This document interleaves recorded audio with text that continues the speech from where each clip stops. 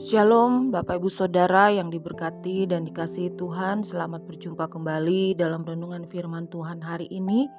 Mari kita berdoa bersama. Kami datang padamu saat ini Tuhan. Saatnya kami memberikan waktu kami untuk kami mendengarkan renungan firman-Mu. Saatnya untuk kami mendengar suara-Mu. Mari berkati renungan firman Tuhan saat ini. Berkati hati dan pikiran kami sehingga kami lebih lagi mengerti, memahami dan melakukan setiap firman Tuhan di dalam kehidupan kami. Di dalam nama Tuhan Yesus kami berdoa, haleluya, amin. Renungan firman Tuhan hari ini, Tuhan tak pernah melupakan kita. Yesaya 49 ayat 15 menulis, "Dapatkah seorang perempuan melupakan bayinya sehingga ia tidak menyayangi anak dari kandungannya? Sekalipun dia melupakannya, aku tidak akan melupakan engkau." Amin. Bapak Ibu Saudara yang dikasihi Tuhan, ketika sedang dihadapkan pada masalah, penderitaan, dan tantangan yang berat, seringkali kita beranggapan bahwa Tuhan sudah tidak lagi peduli dengan keadaan kita dan bahkan Ia sudah melupakan kita. Ditambah lagi dengan doa-doa yang sekian waktu lamanya, seperti belum juga beroleh jawaban, akan semakin mempertegas anggapan kita.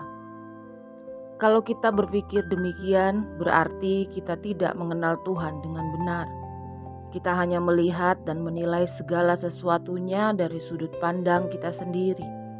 Hal pertama yang seharusnya kita lakukan adalah mengoreksi diri, sebab ada tertulis, "Sesungguhnya tangan Tuhan tidak kurang panjang untuk menyelamatkan, dan pendengarannya tidak kurang tajam untuk mendengar.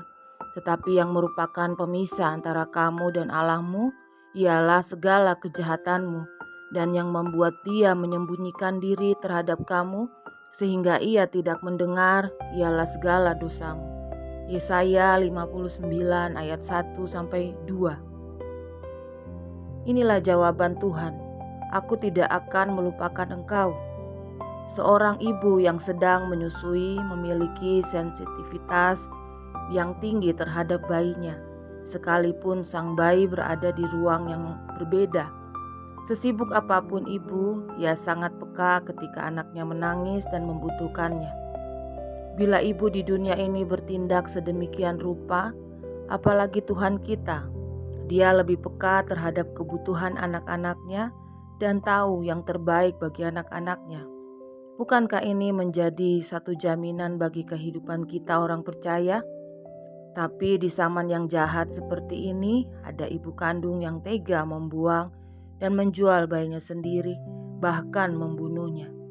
Jika saat ini kita sedang menghadapi pergumulan yang berat, berhentilah untuk mengeluh, bersungut-sungut, apalagi menyalahkan Tuhan. Karena firman-Nya menulis, Tuhan tidak lalai menepati janjinya, sekalipun ada orang yang menganggapnya sebagai kelalaian, tetapi Ia sabar terhadap kamu, karena Ia menghendaki supaya jangan ada yang binasa, melainkan supaya semua yang orang berbalik dan bertobat. 2 Petrus 3 ayat 9 menulis. Jadi Bapak Ibu Saudara yang dikasihi Tuhan, Tuhan tidak pernah melupakan kita. Jika kita diizinkan mengalami suatu proses, tujuannya adalah untuk membawa kita makin dekat kepadanya. Amin. Mari kita berdoa. Terima kasih untuk kebenaran firman-Mu saat ini Tuhan. Engkau menguatkan kami kembali untuk tetap percaya bahwa Tuhan tidak pernah melupakan kami. Dan apa yang sedang kami hadapi dan jalani, biarlah itu menjadi suatu proses agar kami dibawa menjadi semakin dekat kepada Tuhan.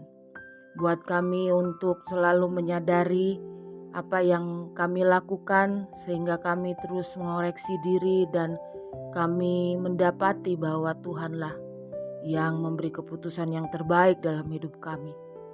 Berkati renungan firman-Mu, mampukan kami melakukannya dalam hidup kami setiap hari.